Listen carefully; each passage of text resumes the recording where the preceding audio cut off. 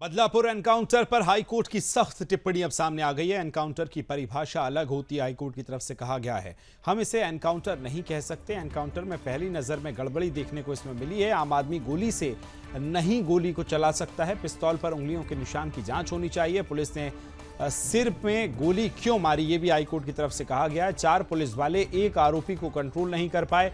आरोपी को काबू में करना चाहिए था। पुलिस की पिस्तौल अनलॉक क्यों थी, ये ऐसे कई बड़े सवाल आज पूछताछ के दौरान हाईकोर्ट ने भी सामने रखे हैं और कहा कि इसे एनकाउंटर कहना सही नहीं होगा, ये भी कोर्ट की तरफ से कहा गया है।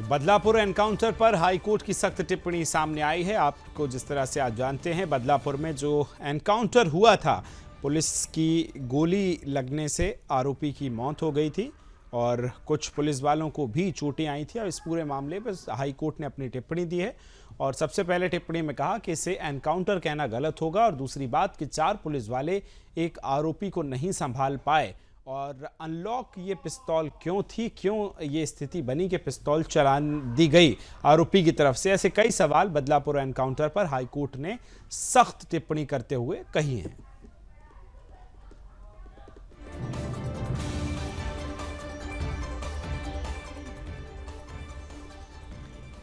देखिए, बड़ी खबर आपको बदलापुर एनकाउंटर से जुड़ी हुई बता रहे हैं, जहां एनकाउंटर में आरोपी की मौत हो गई थी। तो वहीं इसको लेकर अब सवाल खड़े हो रहे हैं। सियासत भी लगातार चल रही है, वार पलटवार का दौर शुरू है, लेकिन इसी बीच हाईकोर्ट ने टिप्पणी की है और कहा है कि इसे एनकाउंटर कहना कतई सही नहीं होगा, क्योंकि पहली नजर में ये गड़बड़ी देखने को मिलती है। और सवाल कई खड़े किए कि ये 4 पुलिस वाले एक आरोपी को कंट्रोल क्यों नहीं कर पाए हैं, आरोपी को काबू में करना चाहिए था।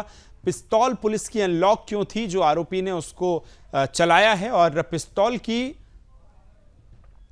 पर उंगलियों के निशान की जांच भी होना चाहिए। हाईकोर्ट की तरफ से इस तरह से सख्त टिप्पणियां की गई हैं। खबर को विस्तार देंगे, सहयोगी बाबूलाल राठौर मेरे साथ जुड़ गए। बाबूलाल, क्या कुछ अभी अपडेट निकल कर आया है? हालांकि कोर्ट ने सख्त टिप्पणी की है इस पूरे मामले पर। बिल्कुल, देखिए, बदलापुर में 2 बच्चों की यौन उत्पीड़न के आरोपी अक्षय शिंदे के एनकाउंटर पर अब बंबई हाईकोर्ट ने गंभीर सवाल उठाए।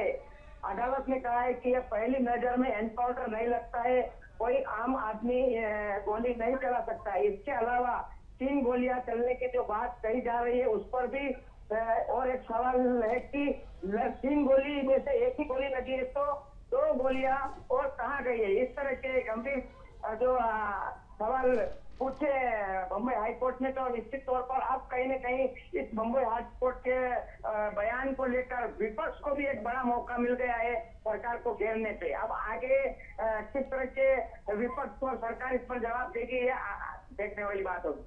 बिल्कुल, बहुत धन्यवाद बाबूलाल तमाम जानकारी साझा करने के लिए। तो देखिए, सहयोगी बाबूलाल बता रहे हैं किस तरह से कोर्ट ने सख्त टिप्पणी इस पूरे मामले को लेकर कही है।